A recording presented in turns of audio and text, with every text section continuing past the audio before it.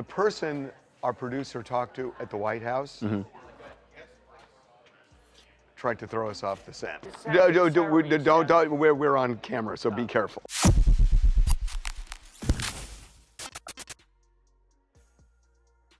What I'm about to say might disgust you, but this week it looked like there was a real connection forming between Diddy and Jeffrey Epstein. Now, we know people, real people, who have seen those files. We've spoken to people connected to both cases, and what we know is as dangerous as it is disturbing. Now, I'm gonna be honest with you.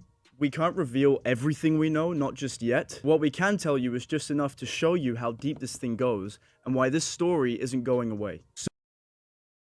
What if the music industry's biggest mogul is connected to the darkest scandal in modern American history? A name linked to private jets, secret parties, and now Jeffrey Epstein. This is not a conspiracy. These are whispers coming from inside the White House itself. This is the story Diddy never wanted you to hear. And if what's being said is true, then this could be far bigger than just one man. So stick around, because what you're about to see is straight from the inside. So people like Attorney General Pam Bondi were flaunting around the Epstein files in February of this year. You even had people like Kash Patel, who has been deeply embedded in Trump's orbit, saying that Jeffrey Epstein didn't commit suicide and that the files are indeed real. But our sources, and yes, we're deeply connected inside the White House, have a very different story to tell than the one that's being told to the public. I am fascinated by this because Patel and Bongino were leading the conspiracy theories about Epstein's death and whether there was a client list. I never thought they would do a flip, but it sounds like they almost have, and they're on board with the notion that it was suicide and there's no list. Well, very much so. The Department of Justice, with the sign-off of the FBI, released a statement and a memo. Axios first reported it, saying there was no client list and there was no suicide. Now, during all of this, Diddy had been convicted on 2 counts of the Mann Act, which is transporting sex workers across state lines for the purpose of prostitution. And we got word from insiders at the White House that Donald Trump was seriously considering pardoning Diddy. Roll the clip. This is a big deal. In July 2025, Diddy was officially found guilty under the Mann Act. The charge? Transporting sex workers across state lines, crime that could land him behind bars for 20 years. But while everyone focused on the trial, something even darker was happening behind the scenes. Diddy's legal team, quietly reaching out to someone powerful, someone in the White House. They were asking for a presidential pardon.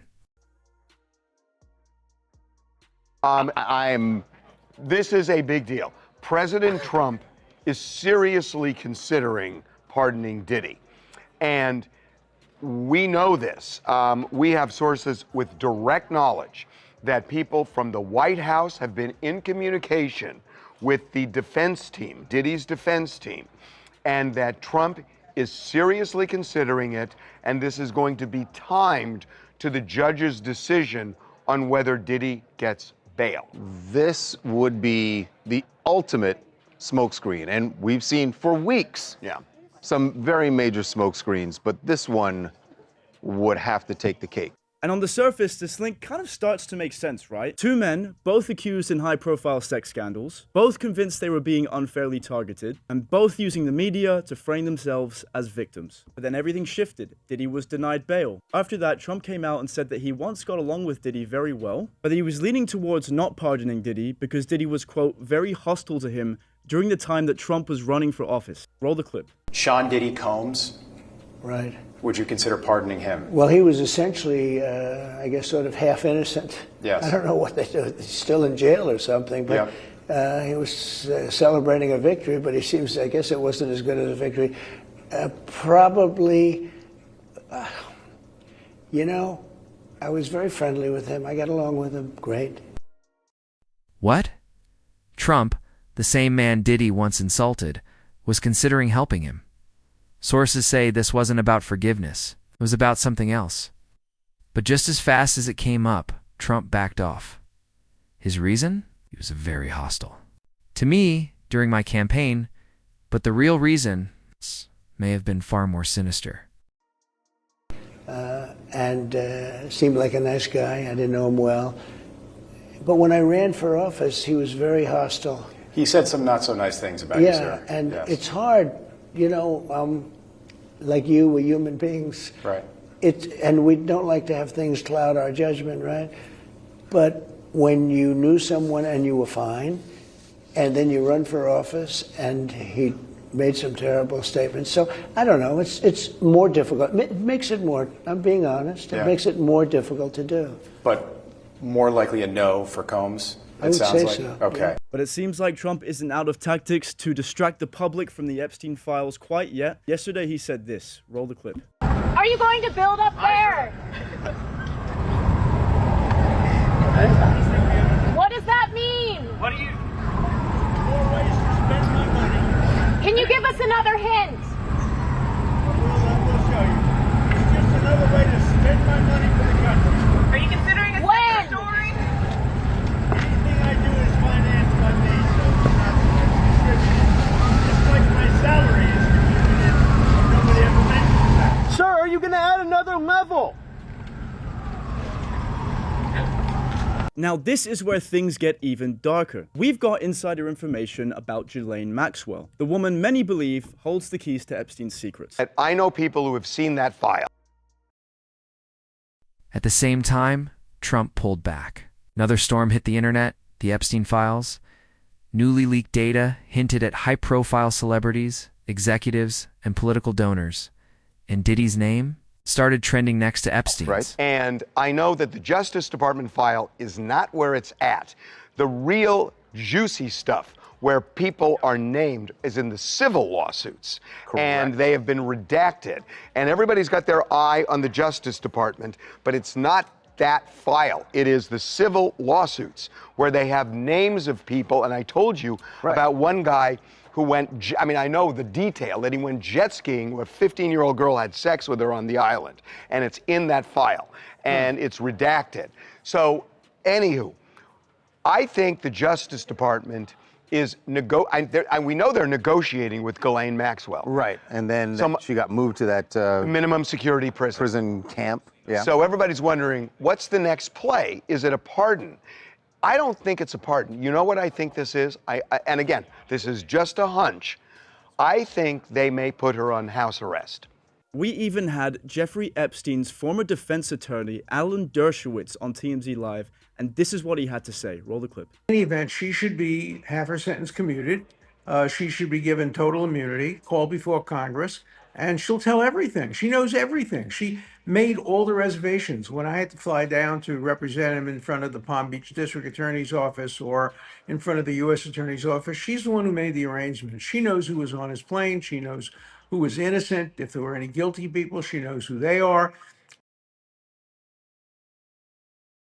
And then another puzzle piece dropped. Ghislaine Maxwell was being moved to a camp prison. What was happening? Why would the government soften her sentence? Attorneys whispered about a possible deal. Because she knows the names. Names. Civil lawsuits against Epstein were loaded with redactions, but one stood out. A major hip-hop executive seen jet skiing with a minor. And if you gave her complete immunity and let her out of prison and made a deal with her, this would solve the problem forever. And now we're hearing whispers that Trump may be offering her a deal in return for information, not just to protect himself, but to possibly use her testimony before Congress as political leverage. Now, all of this raises a few uncomfortable questions. So I'm here with Derek, who's a lawyer here at TMZ. So we had credible info that Trump was seriously considering a pardon for Diddy. Why did he walk that back, do you think? Because it was a disaster waiting to happen. That's why. Diddy is so radioactive. The one value pardoning Diddy provides for Trump is that it would be the ultimate distraction. He's huge in the news, and Trump really wants people talking about something other than Epstein. So I could see the value of the distraction for him. But everything else, Diddy was against him during the campaign. He's been outspoken against Trump. Trump wants no part of being lenient. He's a law and order guy. His constituents expect people to be punished. The other overlap that I thought he might, maybe tiptoe around was, this is an aggressive prosecutor, just like the aggressive prosecutors that came against me. Diddy and I are birds of a feather. We're like each other in that these aggressive feds come after guys who don't deserve to get in trouble. But there's no upside for him. Ultimately, Trump is a transactional guy. He will pardon people when... Analysts now believe Trump never wanted to pardon Diddy. Instead, this was political theater, shiny object to distract the public. Epstein's name was re-entering the headlines, and this distraction worked. Diddy became the face. The headlines shifted. No one asked what Ghislaine was giving up. There's something in it for him. If Diddy now bends the knee and says and pleads, sort of his loyalty to Trump, maybe, because that's how Trump operates. But absent that, I don't see him doing it. Speaking of Trump being a transactional guy, yeah, how could Trump use Ghislaine Maxwell's testimony before Congress as political leverage? You know, that is the most interesting one. It's very dangerous for him to get in bed with Ghislaine Maxwell. He wants all the Trump stuff to go. He wants all the Epstein stuff to go away, right? That's his main motivation, is he doesn't want his name mentioned with Epstein in the same sentence, because that is hurting him and it's fracturing his party and his base. So he's nervous about it. But he could use Ghislaine as someone who says, I know everything there is to know about Jeffrey Epstein, and you weren't part of anything bad, because she's the most credible person to say that. The problem for Trump, he's transactional. People know this about him, and they will think Ghislaine is transactional and only saying Trump is not involved because Trump has sort of given her something as part of a deal. So they won't really believe it. Even though she's the most credible person to say it, they won't believe it because it will seem like part of a deal he has with her to keep his name out of it. So he's in a real pickle. Now, this one's heavy, but I'd like you to ask as honestly as you can. In your opinion, do you think the U.S. government could be incentivizing Ghislaine Maxwell to clear Trump's name? It's a heavy one. That is a heavy one. I think... And here's the theory keeping prosecutors up at night. What if the government is helping clean certain names from the Epstein case? What if Ghislaine Maxwell is trading secrets for protection?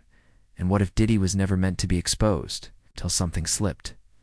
The way he is running the government, and he is, as in my personal opinion, he's pretty autocratic. He's centralized power in a very real way that we haven't seen in our republic in a long time. He is sort of consolidated, has a bunch of bootlickers around him, for lack of a better word, people who are just loyal to him.